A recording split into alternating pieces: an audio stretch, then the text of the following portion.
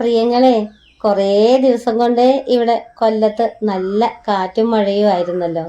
ഇന്ന് രാവിലെ നോക്കുമ്പോഴേ സൂര്യൻ തെളിഞ്ഞു നിൽക്കുന്നു, നല്ല അന്തരീക്ഷം. അത് നോക്കി നമ്മുടെ മുറ്റത്തെ പൂവുകളെല്ലാം ചിരിച്ചു നിൽക്കുന്നു കേട്ടോ.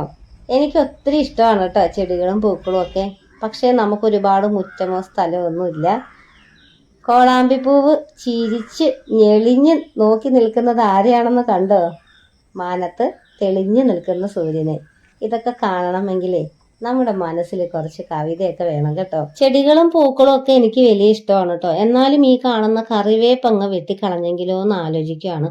അതിനൊരു വലിയ കാരണമുണ്ട് കേട്ടോ. അപ്പോൾ നിങ്ങളോട് ചോദിച്ചിട്ടേ ഞാൻ ചെയ്യുന്നുള്ളൂ. എന്നാലേ രാവിലെ 6:45 അടുക്കളയിൽ കയറുന്നത്. ഇച്ചാന് ചോറ് കൊടുത്തങ്ങ് വിട്ടിട്ട് നമുക്ക് ആ കാര്യങ്ങൾ പറയാം കേട്ടോ. ഇന്നലെ രാത്രിയിൽ ഞാൻ നല്ല തീയൽ ഉണ്ടാക്കി വെച്ചിട്ടുണ്ടായിരുന്നു. അതുപോലെ ചോറിന് അരി ഞാൻ കുക്കറിലിട്ട് ഒരു വിസിൽ കേൾപ്പിച്ച് വെക്കും കേട്ടോ. അപ്പോൾ കോവയ്ക്കൊക്കെ നേരത്തെ അരിഞ്ഞ് ഫ്രിഡ്ജിൽ വെച്ചിട്ടുണ്ടായിരുന്നു. തോരനാക്കി. തീയൽ ഒന്നുകൂടെ രാവിലെ തിളപ്പിച്ചു. മുട്ട പൊരിക്കാനായിട്ട് കലക്കി വെച്ചിട്ടുണ്ട്. എല്ലാം ഉള്ളിമുളകൊക്കെ ചേർത്ത്. തേങ്ങാ ചമ്മന്തിയും അരച്ച് വെച്ചിട്ടുണ്ട്. പുട്ടിന് നനച്ച് വെച്ച് തേങ്ങ തിരുമ്മി ഫ്രിഡ്ജിൽ ഇരിപ്പുണ്ട് കേട്ടോ. അപ്പോഴേക്കും രാവിലെ 7:10 ആയുള്ളൂ. 7:30 ആയപ്പോഴേക്കും നമ്മുടെ ബ്രേക്ക്ഫാസ്റ്റ് റെഡിയായി. ഞാൻ എല്ലാ ദിവസവും പുട്ടും പഴവും കൊടുത്ത് അത്ര ഇഷ്ടമാണ് കേട്ടോ. മസാലക്കറികളോടൊന്നും വലിയ താല്പര്യമില്ല പുള്ളിക്ക്. അപ്പോൾ ഞാൻ പ്രോട്ടീൻ പൗഡർ കൊടുക്കുന്നുണ്ട്. 1 സ്പൂൺ പ്രോട്ടീൻ പൗഡർ ഇട്ടിട്ട് കൂടുതൽ പാലൊഴിച്ചിട്ടുള്ള ഒരു വലിയ ഗ്ലാസ്സിൽ ചായയാണ് കേട്ടോ കൂടെ കുടിക്കുവാനായിട്ട് കൊടുക്കുന്നത്. ചേട്ടൻ നിങ്ങൾ പലപ്പോഴും വീഡിയോസിലൊക്കെ കണ്ടിട്ടില്ലേ, ആൾക്ക് ഭയങ്കര വണ്ണം കുറവാണ് കേട്ടോ, വെയിറ്റും കുറവാണ്. എത്ര ഫുഡ് കഴിച്ചാലും അങ്ങനെ ഇരിക്കുള്ളൂ. പക്ഷെ ആള് നല്ല ആക്റ്റീവാണ് കേട്ടോ. എന്ത് ജോലി എടുക്കാനൊന്നും ഒരു മടിയില്ല. അപ്പോൾ പുട്ടും പഴമാണ്. ഇത്രയും പഴമൊന്നും ചെയ്യാൻ കഴിക്കില്ല കേട്ടോ.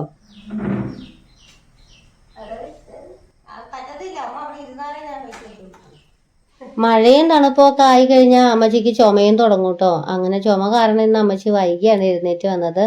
അമ്മച്ചിക്ക് കട്ടൻ കാപ്പി കൊടുത്തിട്ടേ ഞാൻ ചോറ് ഇടുവാണ് കേട്ടോ. 2 താറാമുട്ട കൊണ്ടുണ്ടാക്കിയ ഓംലെറ്റ് 2ആയിട്ട് തന്നെ പങ്കിട്ട് വെച്ചു.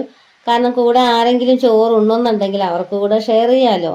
അങ്ങനെ ചോറ് പാത്രത്തിന്റെ അടിയിൽ കുറച്ച് കട്ട തൈരൊഴിച്ച് ലേശം ഉപ്പും ഇട്ടിട്ടാണ് കേട്ടോ ചോറിടുന്നത്.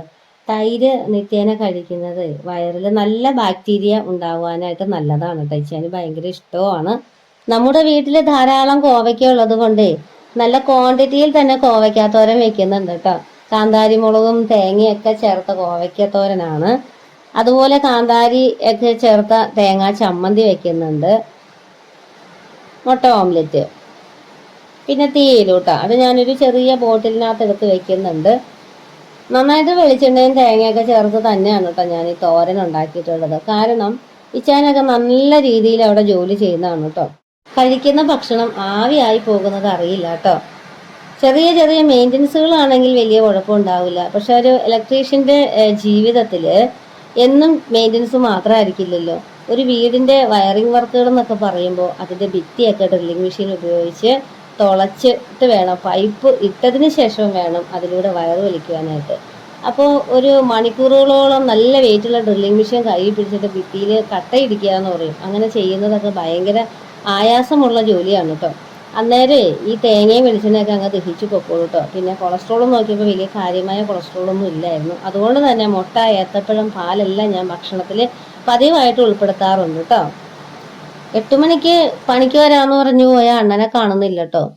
അങ്ങനെ ഇച്ചാ മുറ്റത്തിറങ്ങി ഒരേ നിൽപ്പാണ്. ടെൻഷനാണ്. രാവിലെ ചോറെടുത്ത് വണ്ടിയിൽ വെക്കുന്നുണ്ട്. ഇനി ഒരു ലോഡ് സാധനങ്ങൾ ഈ വണ്ടിയിൽ വെച്ചിട്ട് ആളെ പുറകിലിരുത്തി ലാഡറും കൂടെ എടുത്തിട്ട് വേണം കേട്ടോ ഇവർക്ക് പോകുവാനായിട്ട്. അപ്പൊ ഞാൻ രാവിലെ ഒരു കറിവേപ്പിന്റെ കാര്യം പറഞ്ഞില്ലേ, വെട്ടിക്കളയണമെന്ന്. എല്ലാ ദിവസവും ഇങ്ങനെ ഓരോ ടെൻഷനായിരിക്കും കേട്ടോ. ഞങ്ങളുടേതല്ലാത്ത കാരണം കൊണ്ട് മനസ്സ് ഇങ്ങനെ എപ്പോഴും ടെൻഷൻ ആവുന്ന കാര്യങ്ങളാണ് ഈ വീട്ടിൽ സംഭവിച്ചുകൊണ്ടിരിക്കുന്നത്. കുറച്ച് വർഷങ്ങളായിട്ട് ഞാനിത് ശ്രദ്ധിക്കുന്നുണ്ട്. അപ്പോൾ ആ കറിവേപ്പാണോ കാരണക്കാരനെന്നാണ് ഞാൻ ചിന്തിച്ചുകൊണ്ടിരിക്കുന്നത്. അപ്പോൾ അത് നമുക്കൊന്ന് ചർച്ച ചെയ്യേണ്ട കാര്യം തന്നെയാണ്.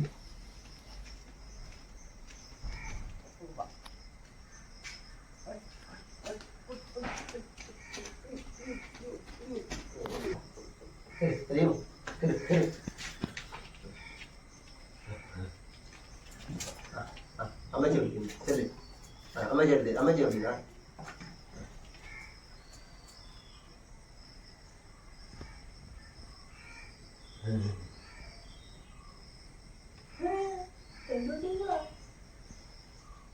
ഓ എന്റെ പൊന്നെ, എനിക്ക് ഭ്രാന്ത് പറ്റത്തൊന്നും.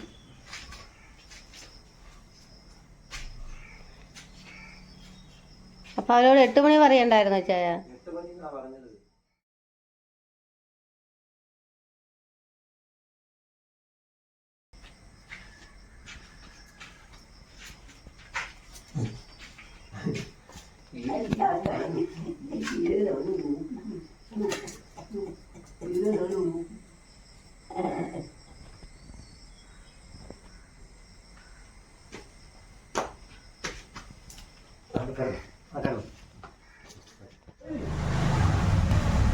അതിനില്ല സഞ്ചി എന്തിനാ?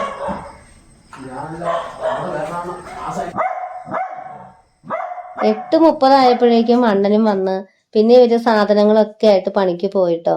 ഇച്ചായന്റെ മാനസികാവസ്ഥ എനിക്ക് ഊഹിക്കാവുന്നതേ ഉള്ളൂ. ഇനി പണി തുടങ്ങുമ്പോഴേക്കും ഒരു 9:30 അതുവരെ ഇച്ചായൻ ആകെ ടെൻഷനിലായിരിക്കും.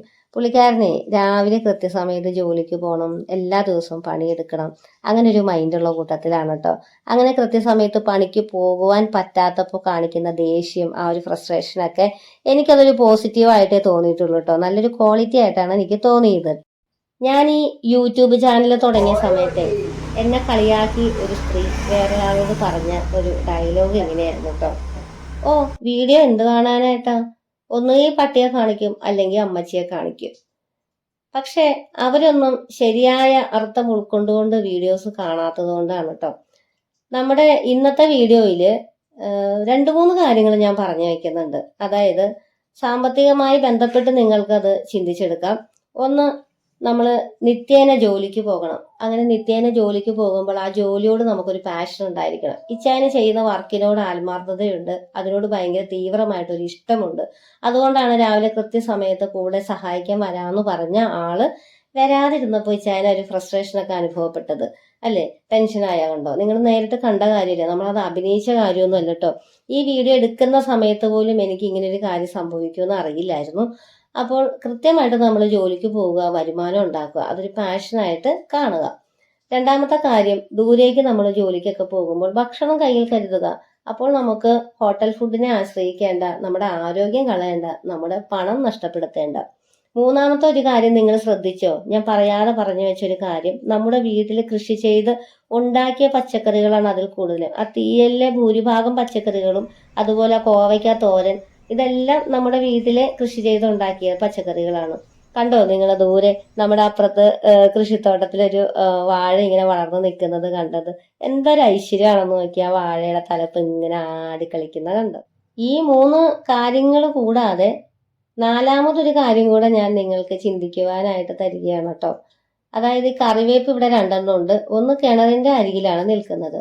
അങ്ങനെ കിണറിന്റെ അരികിൽ കറിവേപ്പ് ഉണ്ടെന്നുണ്ടെങ്കിൽ നമുക്ക് എന്നും ഓരോ ടെൻഷനുകളായിരിക്കും, മനസ്വസ്ഥത കിട്ടുകയില്ല. മിക്കവാറും ദിവസങ്ങളിൽ എന്തെങ്കിലും ഒരു ചെറിയ ചെറിയ ടെൻഷനുകൾ ഞങ്ങൾക്ക് ഉണ്ടാവാറുണ്ട് കേട്ടോ. അപ്പോൾ നിങ്ങളുടെ അഭിപ്രായം എന്താണ്? ഈ കറിവേപ്പ് ഞാനങ്ങ് വെട്ടിക്കളയട്ടെ? അപ്പോൾ ഇതിന്റെ തൈകളൊക്കെ ഒന്ന് പറിച്ച് നട്ടിട്ട് ഇതങ്ങ് വെട്ടിക്കളഞ്ഞെങ്കിലോ എന്ന് വിചാരിക്കുകയാണ്. നിങ്ങൾക്ക് ഇങ്ങനെ എന്തെങ്കിലും അനുഭവം ഉണ്ടെങ്കിൽ ഒന്ന് കമന്റ് ചെയ്യണേ. എനിക്ക് അറിയാത്തത് കൊണ്ടാണ്. ഇത്രയും നല്ലൊരു കറിവേപ്പ് വെട്ടിക്കളയുവാൻ വിഷമമുണ്ട്. അപ്പോൾ വീഡിയോ ഇഷ്ടമെങ്കിൽ ലൈക്കും കമന്റും ഒക്കെ തരണേ.